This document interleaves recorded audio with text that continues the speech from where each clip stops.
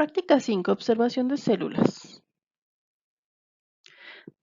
Para obtener sangre, nosotros requerimos colocar en el paciente una liga sobre la zona donde va a extraerse la sangre. Generalmente se realiza en el brazo del paciente. Generalmente sobre la zona anterior o superior al codo. Generalmente se va a extraer de 3 venas principales, como son la vena basílica, que es generalmente es la más común, la vena cefálica y la la vena radial, que pasa por el radio. Después de preparar al paciente, nosotros vamos a preparar nuestra jeringa, la cual viene dura, entonces hay que aflojarla, se afloja. Tomamos un poco de aire, lo introducimos en 45 grados la aguja en la vena seleccionada en el paciente y comenzamos la extracción. Y tomamos la sangre necesaria para los análisis que se van a realizar. Otra forma de extraer sangre es a través de punción en el dedo. En la primera imagen podemos nosotros observar cómo se realiza una pequeña compresión desde la palma hasta la punta del dedo. Después se seleccionan dos dedos que son el medio y el anular, ya que de estas zonas, en la imagen 3 podemos observar la zona donde se va a realizar la punción. Y en la imagen 4 podemos observar cómo se debe realizar la limpieza adecuada para la extracción. Seleccionado el dedo, podemos insertar una lanceta, como podemos ver en la imagen número 6. De esta se va a extraer la gota de sangre. Extraídas se van a preparar los frotis sanguíneos. Generalmente en el laboratorio ya nos dan las muestras preparadas, pero aquí les vamos a indicar de qué manera es como se preparan. Lo primero es colocar esta gota en un extremo del portaobjetos. Posteriormente, otro portaobjetos se coloca encima de la gota, permitiendo que se extienda a lo largo en la base. Después de que se ha extendido, en un solo movimiento se desliza el segundo portaobjetos sobre el portaobjetos inferior, hasta donde el portaobjetos inferior cubra toda la zona, toda el área del cubreobjetos, como podemos ver aquí en la imagen. Acá tenemos la forma correcta. Si nosotros nos vamos deteniendo, se van a formar pequeños pliegues que no nos va a permitir que tengamos una buena distribución homogénea por la zona, como se puede observar en el otro. Después, ya sea que lo podemos observar así en fresco o que realizamos alguna tinción, sobre todo nuestras células de glóbulos blancos, los cuales no tienen un pigmento que nos podamos identificar en el campo claro del microscopio. ¿Cuáles son las características de la sangre? Seguramente ustedes ya realizaron alguna investigación para conocer estas características. Vamos a ver las principales. La sangre es más densa que el agua, más o menos tiene una densidad de 1.04 a 1.06 gramos por mililitro centímetro cúbico y es mucho más viscosa que el agua.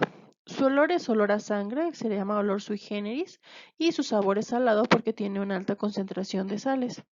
La temperatura es a 38 grados centígrados dentro del organismo y tiene un pH alrededor de 7.35 a 7.45, generalmente ligeramente básico. El 8% del peso corporal corresponde al contenido de sangre. En el caso de los hombres, ellos contienen una volemia o un volumen de sangre en el organismo de 5 a 6 litros, mientras la mujer es de 4 a 5 litros. Si nosotros centrifugáramos o dejáramos reposar la sangre, nosotros podríamos observar la división de dos grandes fases principales. Una superior, que es el plasma sanguíneo, donde encontramos agua, sales minerales, proteínas en disolución. Después tenemos el paquete celular. El paquete celular a su vez se va a dividir en dos partes. El 45% corresponde a todas las células formes, donde el 1% corresponde a los glóbulos blancos o leucocitos y a las plaquetas o trombocitos. Y el 44% restante corresponde a los eritrocitos. Como ustedes pueden ver, son mayoría. Las células sanguíneas son tres principalmente. El primero es el eritrocito. El eritrocito es la célula encargada de transportar el oxígeno. Es una célula que en su etapa madura pierde su núcleo y es sustituido por una proteína llamada hemoglobina. Posteriormente tenemos a las plaquetas. Las plaquetas provienen de una célula más grande llamada megacariocito.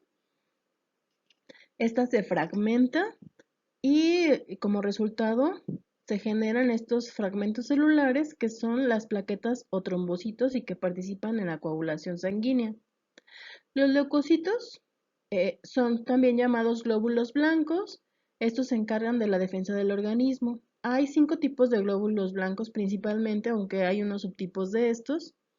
Pero bueno, los que vamos a analizar aquí pues van a ser estos 5. Primero se divide en el monocito. El monocito es una célula que es la más grande de las células sanguíneas y su función principal es en las infecciones bacterianas crónicas. Cuando los monocitos salen hacia el torrente hacia los tejidos, se convierten en macrófagos, los cuales adquieren una acción fagocítica importante. Otros de los que nosotros encontramos son los eosinófilos. Los eosinófilos contienen gránulos en su citoplasma, son bilobulados y ellos los vamos a encontrar principalmente en alergias y parásitos. Tenemos otro tipo que son los basófilos. Aquí tenemos los basófilos. Los gránulos que tienen el citoplasma son mucho más grandes que los eosinófilos. Los basófilos los vamos a encontrar en reacciones de hipersensibilidad y son los menos abundantes de los 5 tipos. Aquí tenemos a un nitroneutrófilo, son los mayoritarios de los leucocitos. Su núcleo está eh, partido, por así decirlo, más bien separado, de 5 hasta 3 lóbulos. Se encuentran en el citoplasma algunos gránulos de manera muy fina. Después tenemos a los linfocitos. Los linfocitos se pueden identificar porque su núcleo es pues redondeado y es tan grande que casi ocupa todo el citoplasma. Los linfocitos, recordemos que tenemos dos tipos, los linfocitos tipo B y los linfocitos tipo T. Los B son los encargados de producir los anticuerpos.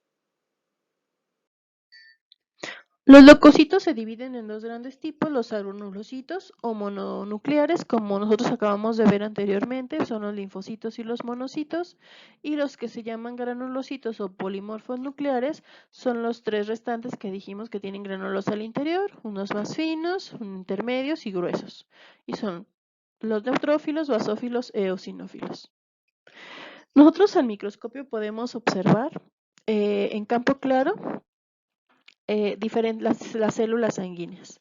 Aquí mostramos una micrografía donde observamos a los eritrocitos. Podemos observar que son muy abundantes y, por ejemplo, aquí el que está señalado, podemos observar que tiene un fondo blanco en el centro, quiere decir que tienen oxígeno. Los leucocitos o glóbulos blancos, cuando nosotros los observamos al microscopio vemos una gran variedad. Generalmente son menos abundantes en condiciones normales y podemos encontrar los diferentes tipos que también a su vez pues los encontramos en diferentes morfologías pero siguiendo el patrón general.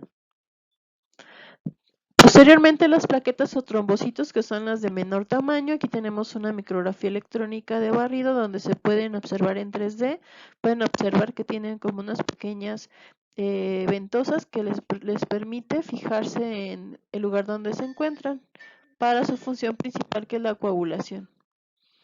Aquí podemos ver los fragmentos celulares, ven esos pequeños puntitos señalados en las flechas, esas son las plaquetas. Acá las podemos ver teñidas en color morado.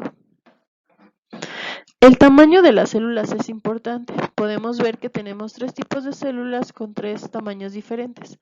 Aquí tenemos una micrografía en un 20 por. Podemos observar que tenemos a los más abundantes y de tamaño medio, que son los eritrocitos.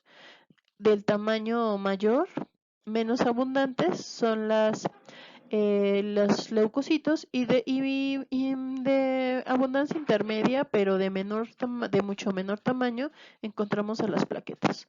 Acá tenemos un acercamiento mayor, podemos ver el tamaño o la proporción que tenemos. El más pequeño sería la plaqueta, le sigue los glóbulos rojos o eritrocitos y posteriormente leucocitos o glóbulos blancos.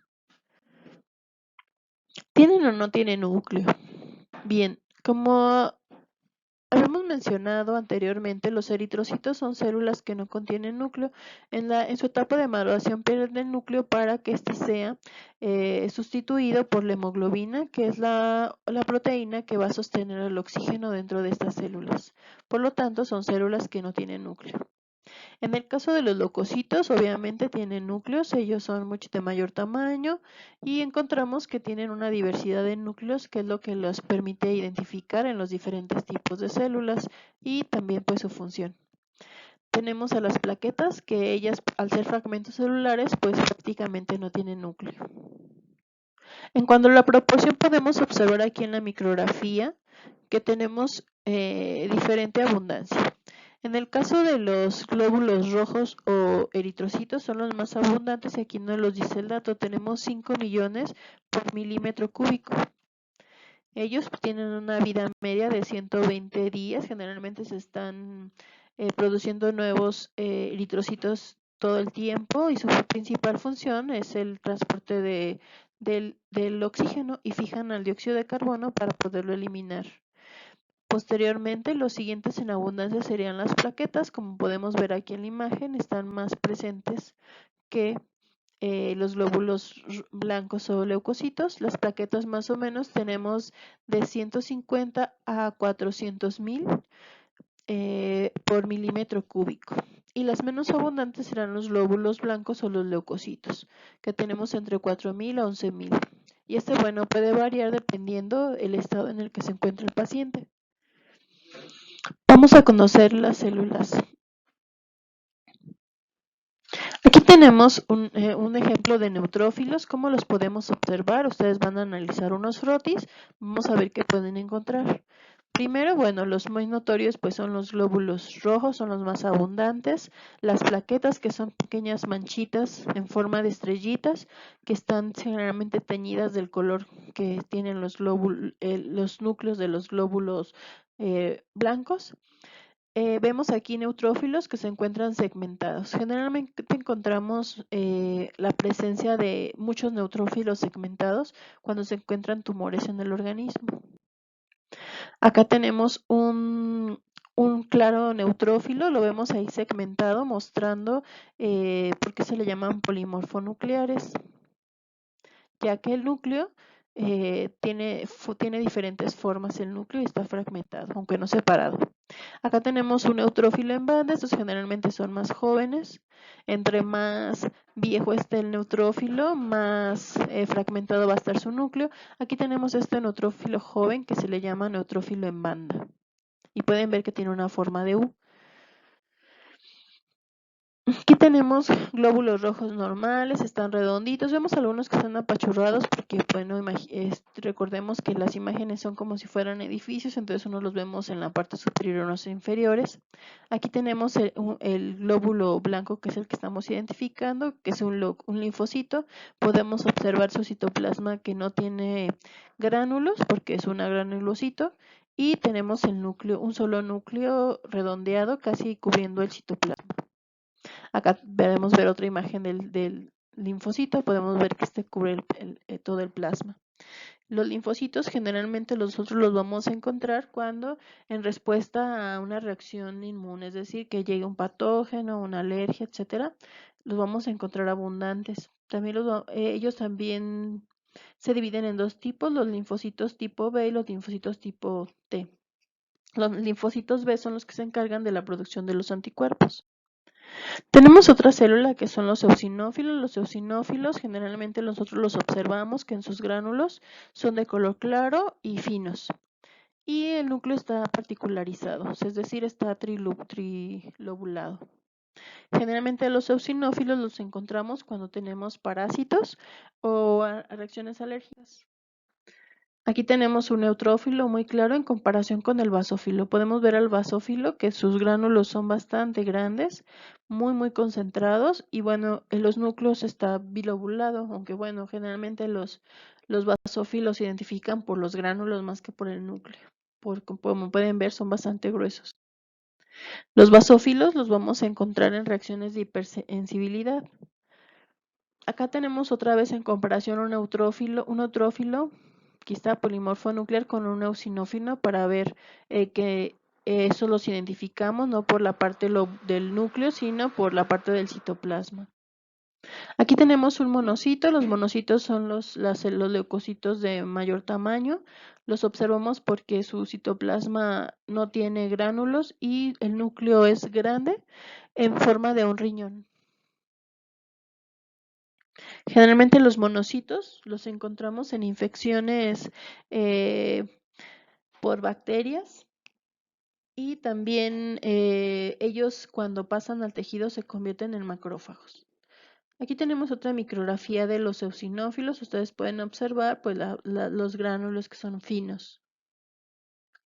Aquí tenemos una imagen donde encontramos bastantes plaquetas para que podamos observarlas y las vemos que están aglutinadas posiblemente porque hay una hemorragia en este paciente. Uno de los ejemplos importantes para poder ver alguna anormalidad en las células sanguíneas son las leucemias. Las leucemias son cáncer que las células, los leucocitos, son ya sean maduros o hay una sobreproducción y puede ser en células mieloides o linfoides. Aquí tenemos una leucemia mieloblástica. Podemos ver el incremento en circulación de linfocitos. Más bien de células mieloides que van a dar lugar a las demás células sanguíneas. Podemos comparar la abundancia en esta imagen en ampliada. Podemos observar que se encuentran en muy poca proporción los leucocitos, mientras que aquí en un acercamiento, en un plano muy pequeñito, como pudiera ser en esta proporción, encontramos muchos. Esa es una leucemia linfoblástica aguda. Esta es exclusivamente de células linfoides que dan lugar a los linfocitos. También podemos observar aquí el caso. La diferencia con el anterior es que los glóbulos blancos los rojos comienzan a disminuir su producción, presentándose anemias. Las anemias es una afección del cuerpo, no produce suficientes glóbulos rojos, ya sea por nutrientes o porque estos no son sanos, ya sea por deficiencia de algunas vitaminas o hierro, que el hierro es la más abundante, y algunas que son por enfermedades crónicas como cáncer, colitis, artritis, etc. Y finalmente las que vienen genéticas. Aquí tenemos una anemia por deficiencia de hierro, observamos muy pálidos los glóbulos rojos. Aquí vemos eritrocitos anormales. En un caso de una deficiencia renal, podemos observar que están fracturados, están deformes, no tienen, algunos presentan núcleo aún que no han madurado, entonces vemos que no son abundantes. Aquí tenemos una enfermedad genética que es talasemia, la cual es hereditaria y podemos observar aquí en los glóbulos que generalmente están deformes. Bien, ahora que ya conoces los tipos de leucocitos o glóbulos blancos, observa las siguientes imágenes e identifícalos. Estas imágenes te van a servir para que tú puedas contestar las partes de tu práctica 5. Bien, ¿quién es esta célula?